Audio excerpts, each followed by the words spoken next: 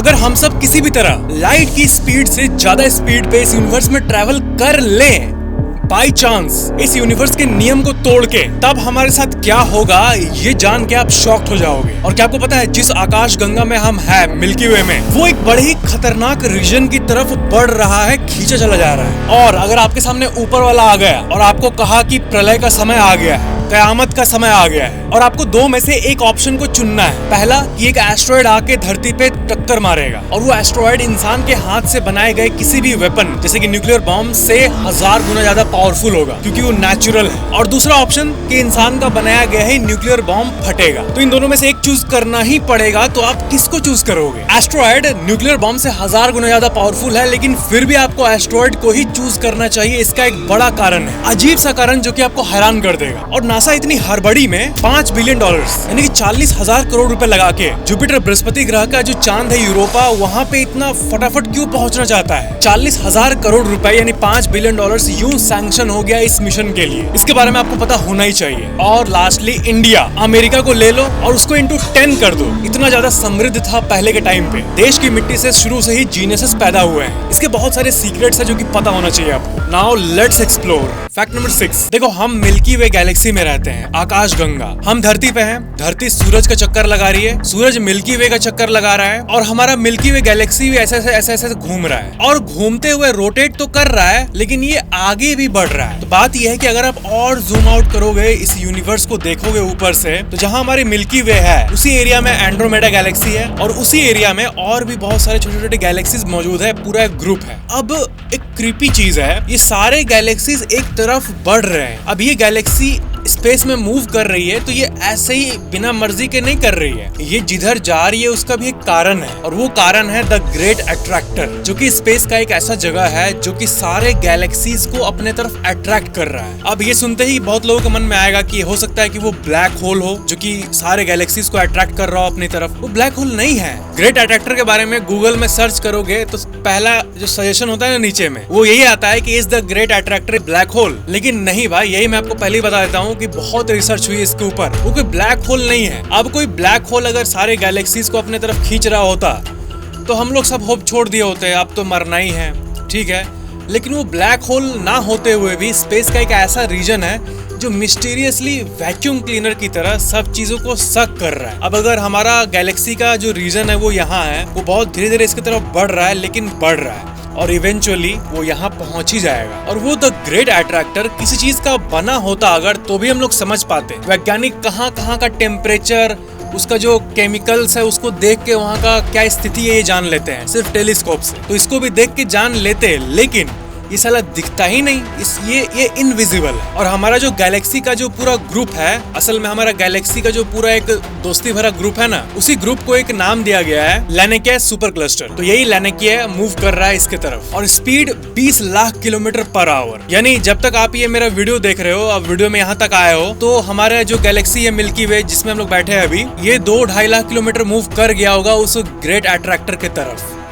That is गजब। और वैज्ञानिक ये कहते हैं कि अभी जो हमारे पास सबसे बड़ा टेलीस्कोप है हबल टेलीस्कोप, और सबसे महंगा भी ऑफ कोर्स, जिसे बनाने में लिटरली $16 बिलियन लगे हैं। मतलब 1-2 बिलियन डॉलर्स भी समझ आता है, $16 बिलियन का टेलीस्कोप। तो मैं ये कह रहा था कि ये टेलीस्कोप भी एनफ नहीं है उसको देखने के लिए। हमें इस हबल टेलीस्कोप से भी 7-8 गुना ज्यादा पावरफुल चाहिए होगा इस ग्रेट अट्रैक्टर को और डिटेल में ऑब्जर्व करने के लिए। अब बहुत सारे थियोरिस्ट्स ये कहते हैं कि जो हमारा यूनिवर्स है ये कई यूनिवर्सेस में से एक है, मल्टीवर्स का एक पार्ट है। तो हो सकता है कि ये हमारे ब्रह्मांड में किसी छेद की तरह हो जो कि दूसरे यूनिवर्स से हमें कनेक्ट करता है। अब ये सब तो फिल्मी थ्योरीज हो गई जो कि एक्साइटिंग तो है, बट इसका कोई साइंटिफिक बेसिस नहीं है कि ये पोर्टल है टू अनदर यूनिवर्स। ये तो ज्यादा हो गया, लेकिन रियलिस्टिकली स्पीकिंग इसके बारे में हम कुछ जान पाते तो कितना अच्छा होता। लेकिन वही, हमें और पावरफुल टेलीस्कोप चाहिए इसको ऑब्जर्व करने के लिए। तो ये ऑफ कोर्स हबल अभी नया नया है, कुछ ही साल हुए हैं। आने वाले टाइम पे हबल से भी ज्यादा स्ट्रॉन्ग वाले टेलीस्कोप स्कोप आएंगे तब हमें इसके बारे में और पता चलेगा, और पता चलेगा तो सबसे पहले आपको फैक्ट टेक्स पे ही इसके बारे में जानने मिलेगा। सब्सक्राइब करने के बाद बेल आइकन पे क्लिक करके इस ऑल बटन को हमेशा ऑन रखना ताकि अगली वीडियो आपको सबसे पहले मिल जाए। फैक्ट नंबर 5,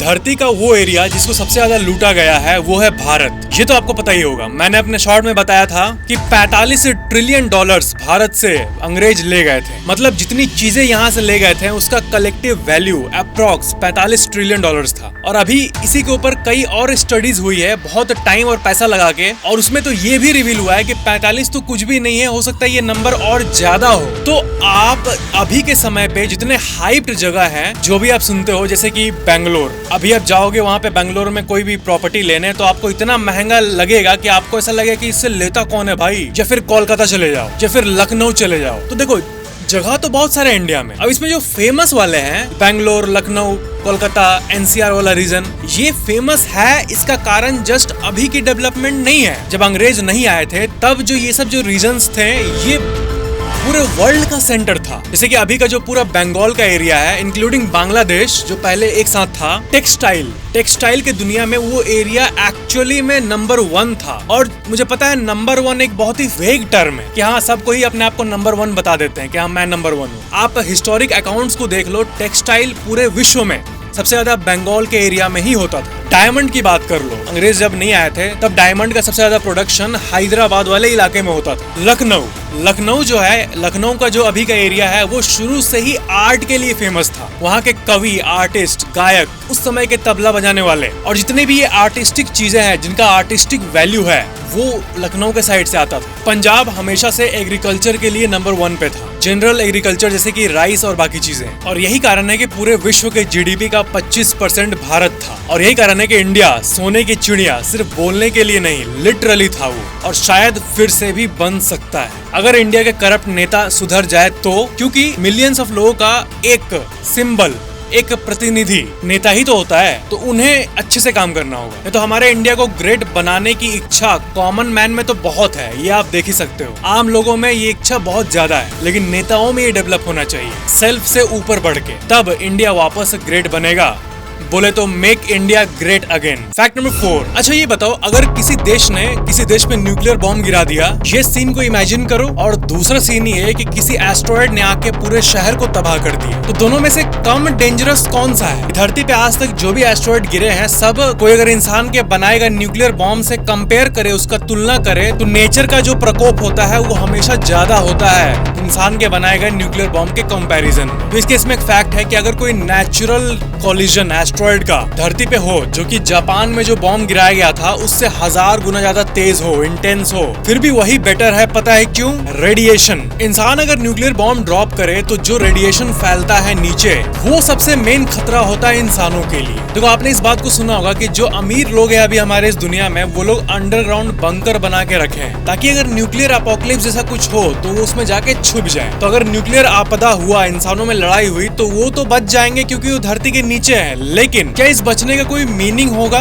एक्चुअल में असल में मीनिंग कोई नहीं होगा, क्योंकि वो बाहर निकल ही नहीं पाएगा। इसलिए नहीं निकल पाएगा क्योंकि जब बॉम्ब गिरता है और जो नीचे होंगे उनको खबर आएगा कि भाई ऊपर नहीं जाना है, रेडिएशन है अभी भी। तो कॉमन सेंस हमारा ये कहता है कि जो न्यूक्लियर रेडिएशन धरती के सतह पे होगा वो कुछ सालों में ठीक हो जाएगा, लेकिन नहीं, ऐसा नहीं है। 2-3 हजार सालों तक वो रेडिएशन वहीं का वही रहता है। जैसे कि जो चेरनोबिल न्यूक्लियर डिजास्टर हुआ था, जो चेरनोबिल पावर प्लांट फटा था, उसका जो मेन कोर इलाका है वहाँ पे आज भी न्यूक्लियर पॉल्यूशन है जो कि नेक्स्ट 2000 सालों में क्लीन होगा। फिर आपके मन में ये बात आ सकता है कि जापान में जो न्यूक्लियर बॉम्ब गिराया गया था वो तो गिराया गया था ना, तो वहाँ पे तो लोग अभी रह रहे जापान में। तो असल में बात यह है कि जापान के लोगों ने बहुत बड़ा रिस्क लिया उसको क्लीन अप करने में। जापान में जब बॉम्ब गिराया गया और पूरा शहर जब पॉल्यूट हुआ, वहाँ का जो मिट्टी है वो पॉल्यूट हुआ, तो उसको साफ करने का प्लान बनाया गया। तो जापान का जो पूरा शहर का सतह था, उसका जो मिट्टी था उसको हटाया गया, उसको क्लीन किया गया, और जो वर्कर्स उसको क्लीन करने गए उनमें से 50% वर्कर्स को रेडिएशन पॉइजनिंग हुआ था। पर फिर भी जापान के उन वर्कर्स ने, जिनको सैल्यूट है, जापान के top layer of the soil को हटाकर पूरा अच्छे से क्लीन अप कर दिया, वो भी कई सालों में, और अब जाके जापान रहने लायक है। पर जब न्यूक्लियर आपदा होगी, आपदा जिसके लिए लोग बंकर बनाए हैं, तब तो ऊपर के सारे लोग खत्म हो चुके होंगे, और जो लोग अंडरग्राउंड है वो तो निकलेंगे है नहीं, क्योंकि निकलेंगे जैसे अपना हाथ ऐसे बाहर निकाले, रेडिएशन उनको खत्म करना शुरू कर कर देगा। तो हाँ, कहने का पूरा मतलब ये है कि न्यूक्लियर चीजें हमेशा ही खराब होती है, और जो अमीर लोग अंडरग्राउंड बंकर में रहने का प्लान बना रहे हैं, वो जीवन का कोई मतलब है क्या? अंडरग्राउंड बंकर बनाने में जो millions of dollars, billions of dollar के भी बंकर हैं,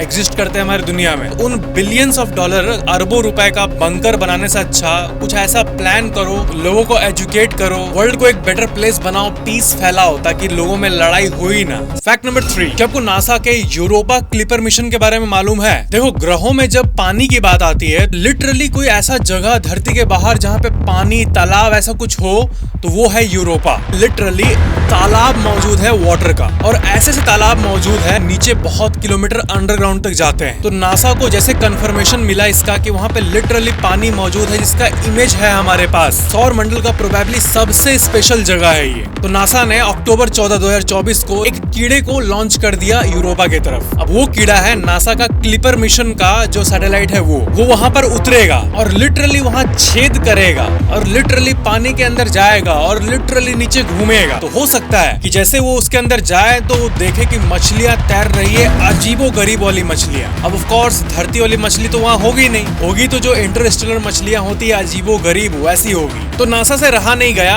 और 2024 में ये मिशन निकला, और अभी भी जब हम बात कर रहे हैं तो वो ऐसे जा रहा है उसके तरफ, यूरोपा के तरफ, और पहुंचेगा पता है कब? अप्रैल 2030 में पहुंचेगा, और वो गड्ढे वाला काम करेगा। फैक्ट नंबर 2, ये एक बहुत ही डीप सा फैक्ट है, ये लाइट के स्पीड के बारे में फैक्ट है। मान लो हमने और आपने और धरती के सारे लोगों ने ठान लिया कि हम एक ऐसा स्पेसशिप बना देंगे जो कि ब्रह्मांड में जो हाईएस्ट पॉसिबल स्पीड है, लाइट का स्पीड, उस पे जा सकता है, और हम लोग उसमें बैठ के जाने लगे, तो एक बहुत ही अजीब सी फेनोमेनन होगी। बहुत डीप बात है। मान लो आप और हम और 1000 सब्सक्राइबर बैठ के उसमें जा रहे हैं, और जा रहे हैं किधर? एंड्रोमेडा गैलेक्सी की तरफ हम लोग घूमने गए। अब हम लोग जा रहे हैं उसमें बैठ के बहुत तेजी से, एक्सेलरेट होते होते होते होते वो लाइट के स्पीड पे टच कर गया। अब क्या है कि अभी जो मैजिकल बात आपको बोलने वाला हूँ, इसको होने के लिए हमें स्पीड ऑफ लाइट से ज्यादा स्पीड पे जाना होगा। Speed of light 3 lakh kilometre पर सेकंड है ना, तो हमें एक ऐसा स्पेसशिप बनाना होगा जो कि 4 लाख किलोमीटर पर सेकंड पे जा सके, लाइट को भी छोड़ दे, लाइट को भी पीछे छोड़ दे। अब इस मोमेंट पे हम लोग जो यात्री बैठे होंगे, आपको पता है हमारे साथ क्या होगा?